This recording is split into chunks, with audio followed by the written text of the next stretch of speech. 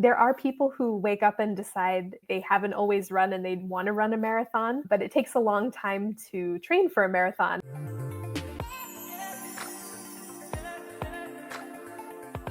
Hello, everyone. This is Dr. Nita Luanga. I'm here with my new friend, Dr. Michelle Quirk. She agreed to come and talk to us a little bit about herself and a little bit about what she does as a running coach. I'm really excited to hear more from her and to share everything she has to share with us. Dr. Quirk, I was wondering if you could tell us a little bit about yourself and how you became a running coach. That's not a common path, but I'm really curious to hear how this happened. Yeah. So thank you so much for having me. I'm really excited to be here and chat with you and your audience. So yeah, I am a pediatrician in Philadelphia, and I am a runner and a run coach. And I was not always all of those things, but when I was a kid, I was not a runner at all. I danced. That was my form of exercise and extracurricular activity, but I got into running a lot later than some people. When I was going through medical training, like med school residency, I ran a little bit, but I was always a person who struggled with running, huffed and puffed my way through. And I used to look at members of the cross country team and the track team and want to be like them, but I felt like they were made of some kind of different genetic material than me because I was not a good runner at all.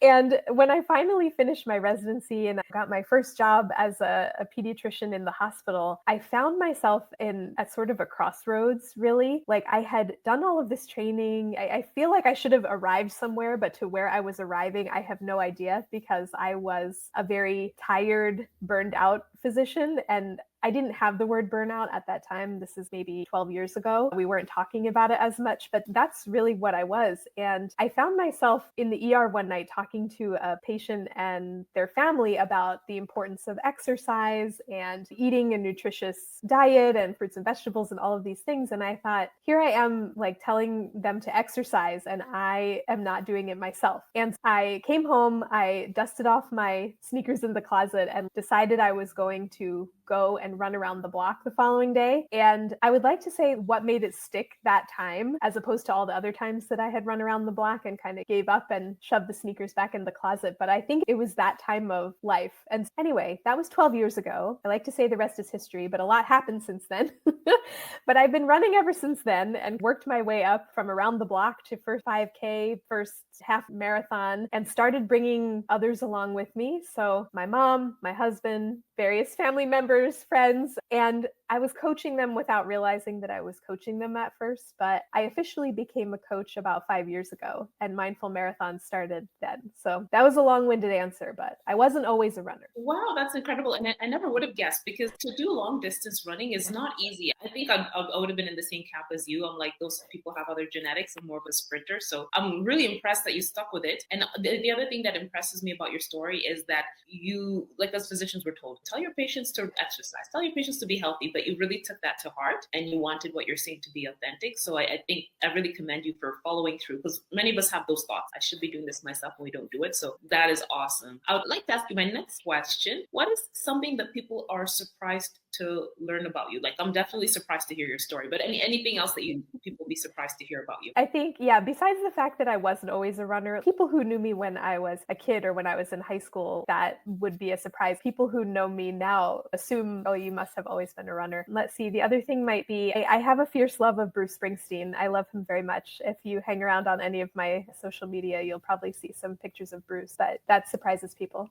Nice, nice. And then going back to running. So a lot of people, especially people who are not naturally long distance runners, would ask you, they're going for a marathon. Is this something I should just aim for doing the marathon and then this is like one and done? Or do you think that running is something people can do most of their life to keep them healthy? What are your thoughts on that? I think it depends on the person and what their particular goals are. I would love for everyone to be lifelong runners. And so part of what I teach in my coaching program is really trying to make this sustainable for the long haul. So we don't want to get burned out on running, which it's an easy thing maybe for for physicians to relate to because we are so good at going all in on something, and even a good thing, right? If we go all in, sometimes that could lead to injuries if we don't take the appropriate rest, and then we get forced into not running or doing the thing that we love. So I'm trying to make this based on someone's goals and schedule and really what they want to get out of it. There are people who wake up and decide they haven't always run and they want to run a marathon, but it takes a long time to train for a marathon. I did more of a gradual approach where I worked up to the distance. If you've never run a 5K before, maybe start with that. Or if you've done that and you want to try longer distance, work your way up and work your training up to the marathon. But there are people who wake up and decide, you know what, I want to run a marathon this year, or that's been a goal for years for some people, and they finally want to cross that off the list. But I would love for everyone, maybe not to run lots of marathons, but just to keep running as a regular part of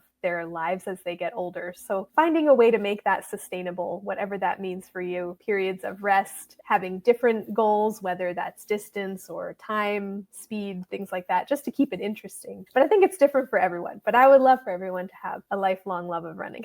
That is so interesting. And I love what you say about perhaps it's not sustainable for everyone. For some people, they're very fortunate genetically. They can run into their 80s or 90s. They have the joints to do it. But I love how you encourage people also to listen to their body. In terms of working with your own clients, what would you say are some of the tips that you give them to ensure that their running is sustainable? For example, would you tell them to, you alluded to rest. Should they do other exercises that will help them improve their running? What are your thoughts about this? Yeah. Whenever I work with someone, I start out with a questionnaire and get a sense of where are you starting from? Where do you want to go? And also, how is this fitting into your life? So most of us are not professional runners, professional athletes. So we have jobs and families and businesses to run and things like that. So what is the time that you have that you want to devote to this goal? And where are you starting from? Where do you want to go? So when I look at a training plan, a lot of people are surprised to find out that when you run, most of the running is actually done at what I would call your easy pace. And this was news to me when I started running too, because I used to go out there and try to just run as far and as fast as I could and come back huffing and puffing, red in the face, feeling terrible, and then being sore for days. And a way to prevent that is really to dial back the effort and actually go slower. And for some people, that might mean doing a lot of walking. So you can mix in your running with walk intervals. My mom is a run walker. If you know of Jeff Galloway, he popularized this method of running, and it's very sustainable for people, young and old alike, and everybody in between. So it might mean, it could be surprising for people to say, oh, okay, I want to run, but actually that might involve some walking at first to build up your endurance. But yeah, and then you had mentioned rest. I think that's another surprise for people as well, that you can't go 100% of the time with your effort with running. Like, you do have to have rest days, whether that means picking another sport that you like. A lot of my athletes have other exercise that they enjoy, whether that is cycling, yoga, swimming, walking, hiking, being active, but not using the same muscles necessarily. And so mixing in, what does someone really enjoy doing? What is the purpose of the training plan for the running, and trying to structure in both the training and the rest. So we actually schedule rest, because sometimes if it's not on the calendar, we don't do it. That is excellent. And I like the point about scheduling in rest. I think a lot of us can be quite extreme. So I think that is extremely important. So if there's somebody who's in our audience who is really intrigued by what you're saying, and they're like, okay, she was not a runner. Now she's a runner. She's running marathons. She started this as an adult. I want to start running. What would be some tips that you'd give them? Maybe even 3 tips for somebody who has never run. They're completely green and they're about to start. Okay, I think first, check your closet and get a good pair of sneakers. If you don't have a good pair of running sneakers, maybe go to your local running store if you have one. I'm lucky, we live in Philadelphia and we have the Philly runner stores. They're wonderful. But going and just telling them, even if you're new to the sport, but tell them that. And sometimes they'll ask if you've had any injuries, especially in your legs or feet, but definitely get a good pair of sneakers. So using some something that's in your closet just once or twice that you have to get going is fine. But if you want to stick with the sport, get a good pair of sneakers. That's the only thing I will tell you to buy. Then the other tips, the second one would be open to the expectations. You may have in your mind that in order to do this, you have to go out for 30 minutes. So you have to go out and run 30 minutes or whatever time is in your head. Just give yourself maybe 5-10 minutes and say, let me tie on my sneakers, let me go out and start walking, and then put in some jog intervals into your walk. So whatever that means for you, if you want to go around the block, our dear friend, Dr. Una, she calls it the mailbox technique, where she would go out for her daily walk and then jog between mailboxes. And then people get funny and they're like, do we live in the city or like the country and the mailboxes are close together or really far? But you get what I mean. So you can do some jog intervals of maybe even 10 or 15 seconds within your walk, and then you can gradually increase from there. So you don't have to go out and run for an hour. A lot of people think that if I tell them to start running, they must go out for a certain amount of time the majority of the days of the week, but you can start out much more gradually. And then the third tip, I would say, okay, this is your level of effort. The level of effort scale we use, like the pain scale, 1 to 10. So 1 would be like a brisk walk. 10 would be you're running for your life from a bear chasing you. Okay. So we want to aim for maybe like a 2 to a 4 on the level of effort scale when we're running easy or jogging between the mailboxes. So we're not going for huffing and puffing and red in the face and winning the 5K race. We're going nice and easy. If you and I were jogging together, we could have a conversation. Maybe not as easy as we are now, but we could be talking and not too short of breath. A low amount of time, low expectation at first,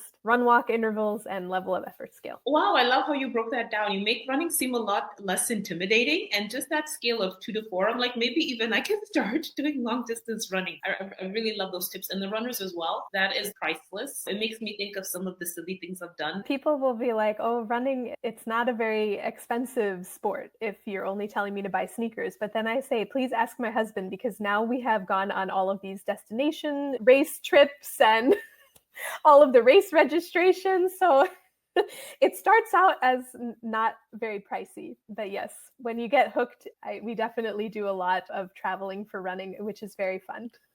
I love how you guys have made it part of your life, and you run with your husband, and then now it's like family vacations are around running. I think that's very healthy, because a lot of us, when we go on vacations, we're going to go and eat everything and not exercise. So I think that's actually, despite the expense, I think it's a very smart idea and a very smart way to incorporate exercise into your lifestyle. It's very fun. It's very fun. And then we get to say we're working on a challenge where we want to run a race in every state or something like that. So we've crossed a few off the list, but it's fun to do destination races. Very cool. Very cool. The next question I'd love to ask you is, again, for people that are beginning to run. If they have some health conditions, what are some of the considerations that they should take? Should they get clearance from their doctor? Are there certain health conditions where they should be a little bit more concerned? I would always recommend, if you have a primary care doctor, definitely clear it with them before you get started with any new exercise routine, running especially. One thing in particular would be like a prior injury or injuries that would prevent you from running or would be easily aggravated by running. Definitely meet with your doctor, and if you've had injuries in the past, talk about that. But yeah, I always recommend people see their primary care doctor before you start any new routine. It's also helpful. Sometimes some medications may affect your heart rate or your blood pressure. And so normally when we go out for a run, our heart rate is going to raise a certain amount, but certain medications may prevent that from happening or make it rise even more. So definitely clear it with your doctor what medications you may be on and any injuries that you may have had in the past. But I will say running it's an accessible sport for a lot of people, even though I know that a lot of people hear running and they automatically say, I don't do that or I can't do that. But a lot more of us can. So definitely check with your doctor, but I bet you'll be able to do it. That's great. And speaking of medications, are there any supplements that you perhaps suggest people look into, or any tweaks they should make to their diet if they're about to start running? Yeah, with regard to supplements, I can't say that I take any in particular. One thing would be if you are vegetarian or vegan. That doesn't really have to do with running in particular, but that would be one thing to check into based on what your diet usually is. With regard to diet and nutrition, there are definitely some goals in terms of of protein intake and carb intake for runners. And we were talking beforehand, I think right now, in the news and just on social media, like carbs are the bad guy out there, or that's what it feels like to me.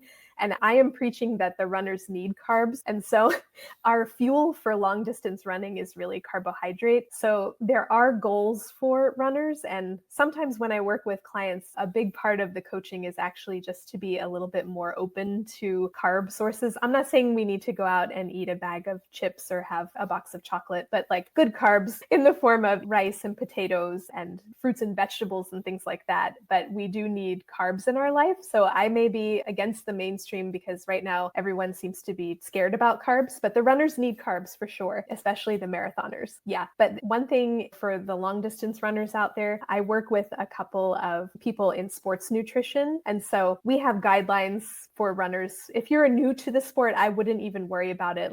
We preach a healthy diet, fruits and vegetables, getting protein, all those things. But when you dive deeper into it, if you do want to run a marathon or more endurance related things, we dive into the nutrition a little bit more. But for every day, I think I don't have specific recommendations. No. Okay, that's very fascinating. I'd love to hear more about like the sports nutrition aspect for long distance runners. My background is in exercise physiology, so I'm very fascinated, and I have a bunch of questions I'd love to ask you, but that's probably for another day. But another question I'd love to ask you, which I think would apply to our audience right now: how can people keep themselves motivated in this journey to improve their endurance? So, for example, say we're talking to our group of people who, especially as the new year comes, they're about to start running and they've done this for about a month and they haven't been able to run for 15 minutes straight and they get discouraged. What would you tell them? Yeah, I think having some gentleness and kindness with yourself, first of all, but you can set some macro goals and micro goals. So you can set goals even on a daily or weekly basis and then on a monthly basis. So I love having a race on the calendar to look forward to, and having, like, for example, right now it's before Thanksgiving, we have a turkey trot on the calendar for Thanksgiving, just something fun to look forward to, but also keep the motivation and inspiration going. Hey, I'm working toward this goal. But you can do that even within a day, a week, a month. You can make smaller micro goals to keep you on track. But I think having patience with yourself. So knowing that it's different for everyone how quickly or slowly we adapt to the training. Everybody is different and we all have a different baseline that we're starting from. So especially if you're new to the sport and you're picking this up as a New Year's resolution or right in the new year, just have patience with yourself. And 15 minutes is better than 0 minutes. It's better than sitting on the couch, and keep it up and just a little bit more every day, every week, every month. It might help you out there if you're listening. Like when I started, I did literally 5 minutes run walk around the block, maybe 2-3 times a week. And I worked up over about 6 months to be able to do 30 minutes 3 times a week, and then did my first 5K. So that was a while. That was not overnight. It takes some time. Thank you. That is really good to know that we need to be gentle to ourselves and set small goals. And I think setting goals where it's related to a trip or maybe like a marathon, I think that would be very helpful and I can see how that would motivate people to continue to run. You're making me rethink my thought process about long distance running, that I couldn't do it. Maybe I think I'm going to have to listen to you more and hang out with you more. And maybe this is a possibility. I know. I somehow talked my mom and my mother-in-law into running their first half marathon with me. That was 2016. So you might have to talk to them. That's impressive. If you can convince mothers to start running, who I'm presuming might have not run before, then okay, you got the magic touch. Speaking of marathons, I'd like to ask: are there any organizations or charitable causes that you like to support? Yeah, I love this question. So I would love to give a shout out to a local organization here in Philadelphia. They are the Students Run Philly Style, and they're an organization that helps teens, so middle school and high school students, to be able to run the longer distance races here in the city. So in Philly, we have it's a 10-mile run in the spring called the Broad Street Run. It's really fun. And then in November, we have the Philly Half Marathon and Full Marathon. But the organization basically supports the kids they have coaches, they have training programs, the money that is donated to them goes towards sneakers and equipment and things like that. So it's a really wonderful organization. A lot of other cities have similar organizations. Like I know also Chicago has the Students Run Chicago. So it bridges my love of pediatrics and running. And so I love this organization. I've worked with them before, given charitable giving to them too, and hope to work with them more in the future, but definitely look them up. Thank you so much, Michelle. I really appreciate your time, and I appreciate all the running tips you shared with me and with the audience. I have to have you back. I think this was a bit too short. I have so many questions I still want to ask. I want to talk about mental health and running. There's too many questions. But in the meanwhile, for individuals in the audience who want to learn more about you, where can they find you? Yeah, best place is on my website, which is it's mindfulmarathon.com. There's a hyphen between mindful and marathon. I have a podcast called the Mindful Marathon Podcast, anywhere you listen to your podcasts. And on social media, I'm mostly on Instagram, and I'm at mindful.marathon. So definitely just send me a message, give me a shout out. I'd love to chat about running. That is awesome. So we'll make sure that we put all the links to your social media sites and your podcast below the show so everyone can find you. Thank you again for being on the show and taking the time to talk with us. Yeah, thank you so much for having me. And I can't wait to have you on the podcast.